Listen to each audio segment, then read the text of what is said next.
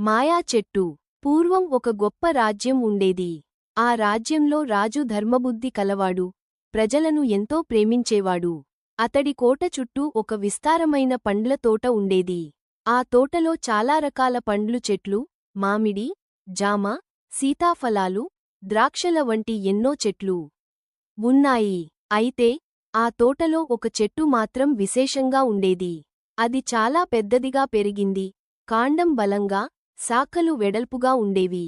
కాని ఆ చెట్టు ఒక్క పండు కూడా పండించేది కాదు. ఇతర చెట్లు చాలా అందమైన పూలు, రుచికరమైన పండ్లతో ప్రజలను ఆకట్టుకుంటే, ఆ చెట్టు మాత్రం చాలా బోసిపోయినట్లుగా ఉండేది. ఒకరోజు రాజు తన తోటను పరిశీలిస్తూ ఆ చెట్టుని గమనించాడు. వెంటనే తోటమాలిని పిలిచి అడిగాడు. రాజు తోటమాలితో, ఈ చెట్టు పండ్లు ఎందుకు పండ్లు ఇవ్వడం లేదు? పండ్లు ఇవ్వనప్పుడు దీనిని ఇంకా ఎందుకు ఇక్కడ ఉంచారు? అని కోపంతో అరిచాడు. తోటమాలి కంగారుపడి ఇలా చెప్పాడు.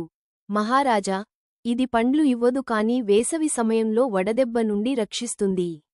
పక్షులకు గూళ్లు కట్టడానికి ఎంతో ఉపయోగకరంగా ఉంది. అయినా కూడా మీరు ఆదేశిస్తే ఈ చెట్టును తీసివేస్తాను అని అన్నాడు. రాజు ఆ మాటలు విన్నా కూడా తన అభిప్రాయం మార్చుకోలేదు. ఆ చెట్టుని తొలగించాలని ఆదేశించాడు. సరే అన్నాడు తోటమాలి. ఆ రోజు రాత్రి రాజుకు ఒక ఆశ్చర్యకరమైన కల వచ్చింది. ఆ కలలో ఆ చెట్టు నిజంగా మాట్లాడింది. చెట్టు తన గొంతుతో ఇలా అన్నది. రాజుగారు, మీరు నన్ను పండ్లు ఇవ్వని చెట్టుగా చూస్తున్నారు. కానీ నా నీడలో ఎన్నో పక్షులు విశ్రాంతి పొందుతున్నాయి. నా కొమ్మలపై నెమళ్లు నాట్యం చేస్తున్నాయి. నా ఆకుల మధ్య చిన్న పక్షుల పాటలు ప్రతిధ్వనిస్తూ ఉంటాయో. నేను పండ్ల రూపంలో కాదు, సేవారూపంలో ప్రకృతికి తోడుగా ఉన్నాను అని పలికింది. రాజు ఒక్కసారిగా లేశాడు. అక్కడ ఏ చెట్టు కూడా లేదు.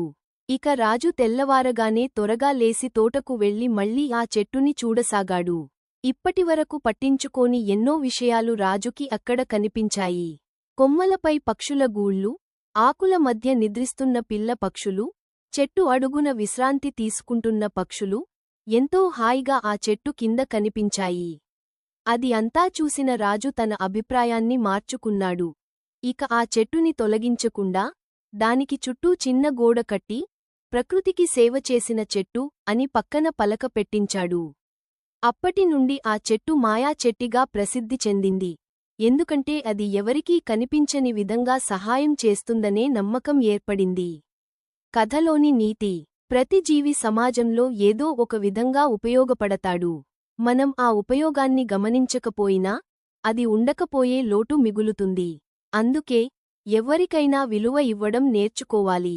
సేవలు ఎప్పుడూ కనబడవు, కానీ అవి ఉండకపోతే మనిషి మనిషిగా ఉండలేడు.